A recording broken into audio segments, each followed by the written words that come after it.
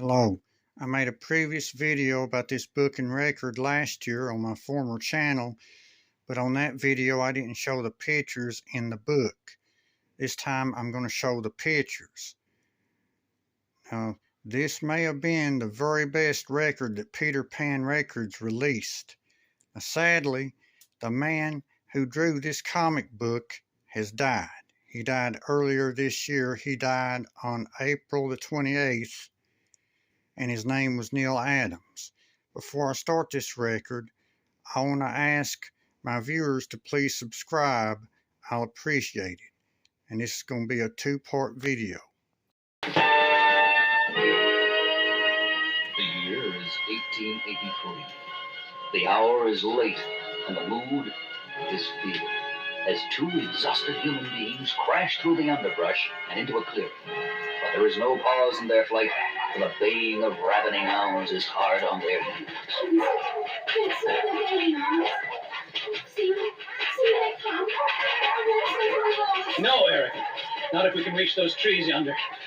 Hurry, darling. Just a few paces more. Hurry! After an eternity of seconds, That's it, darling. Climb up as high as you can.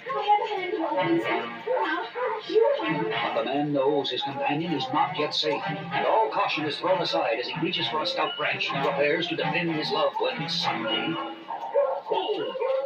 And like a blanket, calm enfolds the once enraged dogs, and they trot off, docile and tame as household pets, to the feet of their master. Please, gentlefolk, do not be afraid. The dogs will do you no harm.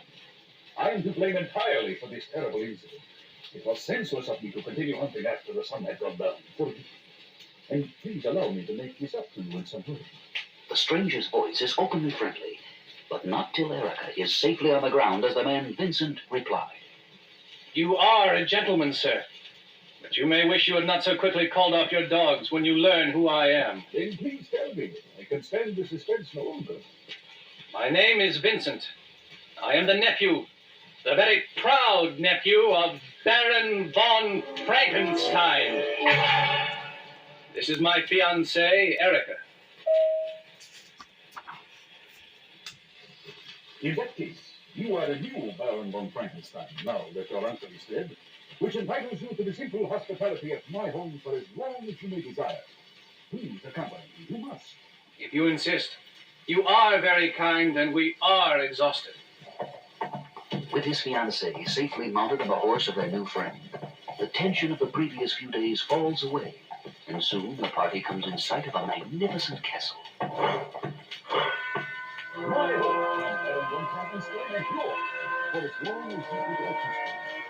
You are too kind, sir. I fear you may not know of the events surrounding my uncle's death. I feel honor bound to tell you of them before we cross the threshold of your home. I know the events, Baron.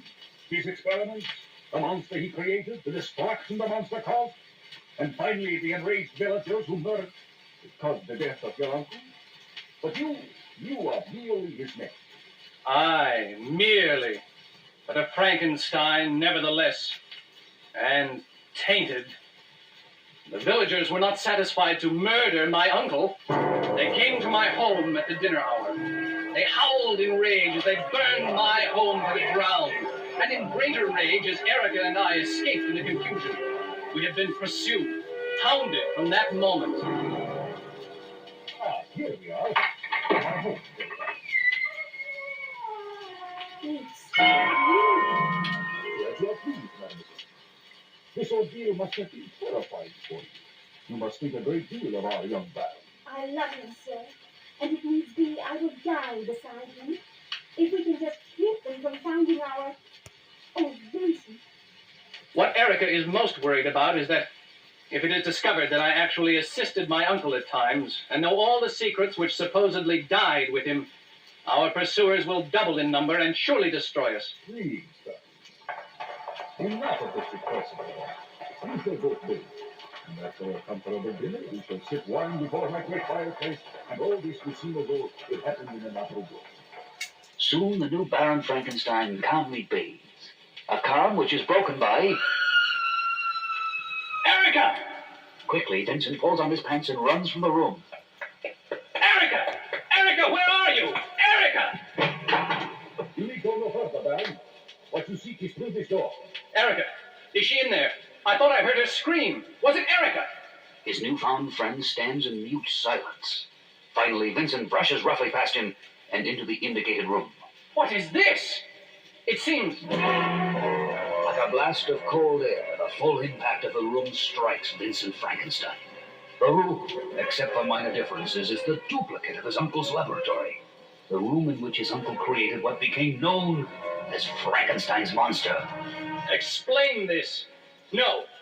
First tell me where Erica is. Calm down, my good man. This laboratory represents my failure at the same experiment your uncle succeeded at. The same experiment you will succeed at if you ever expect to see your beloved again. Allah. In a blind rage, Vincent rushes past his betrayer. Look for her, you weird fool! This castle has hundreds of rooms, dozens of tunnels and miles of labyrinthian dungeons and torture chambers.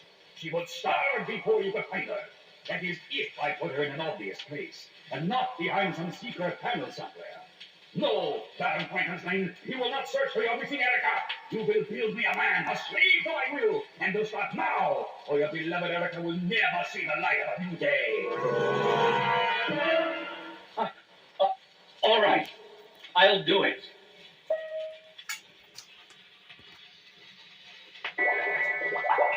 To escape the torture of not knowing, Vincent hurls himself into his sleepless work, creating a living man from dead bodies, which his now hated enemy supplies in abundance. No more bodies. I've all the parts I need. Where do you get all these bodies? And in such good condition? In heaven's name, man. I hear we want you to be happy. Happy to supply with inferior material. Am I correct in assuming that we are at the final stage? You are correct. But we will never complete that final stage until and unless I see Erica safe and unharmed.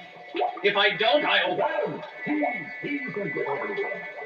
You couldn't get vials and gadgets like I did. If you look to the left, you'll see your fiancé. Safe. Really safe? My, assistants will guard you wherever you walk down. Do not make any close moves, or you'll kill. Make no mistake about that. I am too resolved to be stopped by false enemies. Move! With practiced fingers, young Baron Frankenstein manipulates his panel and finally throws the switch that controls the raw electricity. As the machine dies down, Vincent cranks the reclining body to an upright position. He's dead. He's not moving.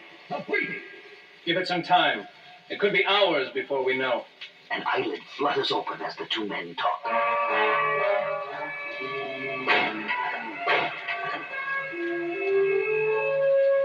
Oh, good Lord. He's alive and enraged. His brain inflamed, the patchwork creature stumbles forward as his creator tries to restrain him. Stop! Sit down! Stop!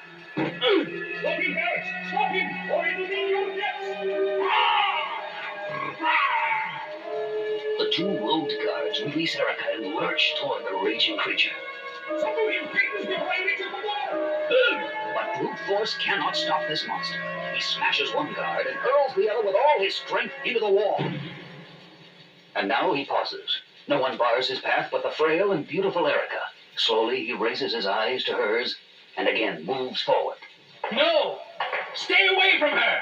Who can know the thoughts this monster has as he approaches, and now lifts the girl from the cold stone and over his head? No! Who can say if he thinks at all as he steps to the window ledge and hurls the girl to her death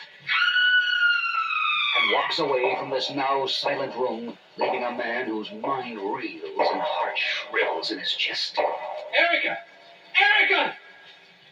She's dead. No, she's moving, I think. Oh, help her, help her. She's alive, but broken. She looks so helpless. Count, this is your doing. Help her, please. I'll do anything to repay you, please. I beg of you. Without a word, the evil host steps up to the window, raises his face to the moon, and parts his lips.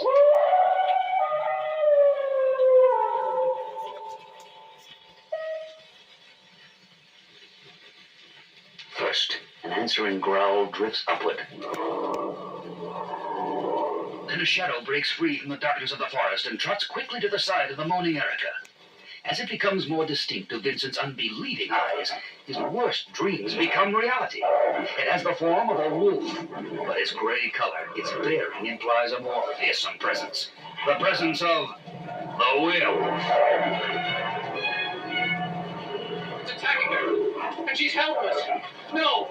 No! Good Lord! In his hysterical state, Vincent hardly feels the hand which steals behind his neck and clenches. There is a brief shock as he slips nerveless to the floor, and blackness enfolds him. Back on the ground, Erica has survived the attack of the werewolf, and though unconscious, her breathing is regular. She seems so still. Don't worry, she's alive. Talk, Bella, gather her up and bring her along. Yes, Grandmother. All right, we've got her. She's very beautiful, Grandmother. Yes, now. Hours later, Erica slowly regains consciousness. Oh. Come, child, wake up. You have slept long enough. There is much to do. Wake up. Oh, where am I? How did I get here? Oh, I've had such nightmares. What is happening to me? You are in a gypsy camp, and I am Mariva, queen of the gypsies. And you are here to serve and make your place till the end of your days. What?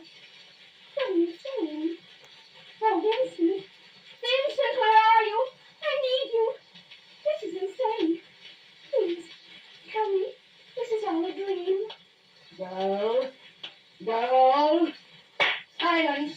This is no dream, nor will it end. You will stay here, and you will work, or you will be beaten till you beg for mercy. Now, go, and begin your chores, or so help me, the beatings will begin right now. Move along.